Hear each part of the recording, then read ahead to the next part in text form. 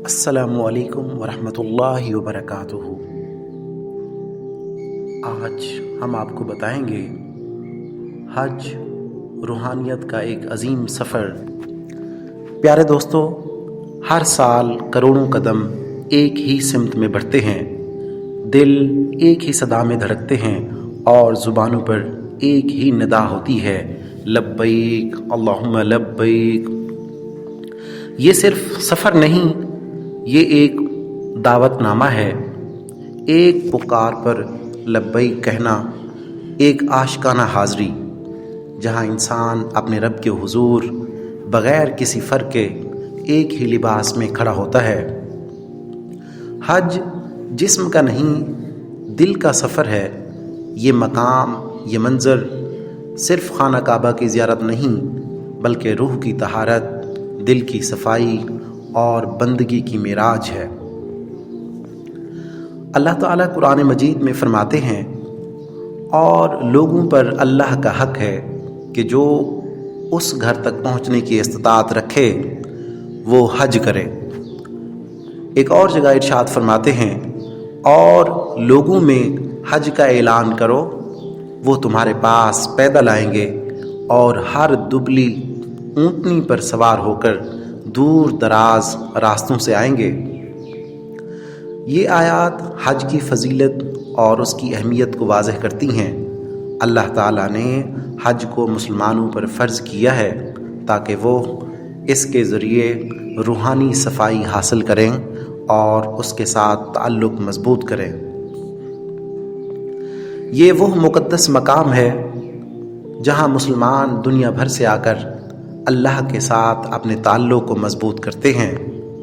خانہ کعبہ کی زیارت انسان کو روحانی سکونت اور اللہ کی رضا کی طرف رہنمائی کرتی ہے۔ حج کے دوران حجاج کرام ان الفاظ کا ورد کرتے ہیں، لبیک اللہم لبیک لبیک لا شریک لک لبیک ان الحمد والنعمت لک والملک لا شریک لک۔ ان الفاظ کا مفہوم درج ذیل ہے، میں حاضر ہوں، اے اللہ میں حاضر ہوں، تیرے ساتھ کوئی شریک نہیں، میں حاضر ہوں، بے شک تمام تعریفیں، نعمتیں اور بادشاہی تیری ہی ہے، تیرا کوئی شریک نہیں۔ یہ کلمات توحید، اخلاص اور اللہ کے ساتھ تعلق کی عکاسی کرتے ہیں۔ نبی اکرم صلی اللہ علیہ وآلہ وسلم نے 10 ہجری میں حج ادا کیا، جو حجۃ الوداع کے نام سے مشہور ہے۔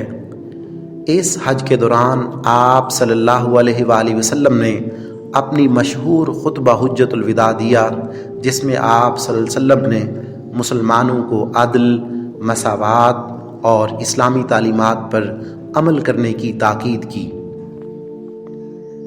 یہ خطبہ نہ صرف مسلمانوں کے لیے رہنمائی کا ذریعہ ہے، بلکہ انسانیت کے لیے عدل و انصاف اور برابری کا پیغام بھی ہے۔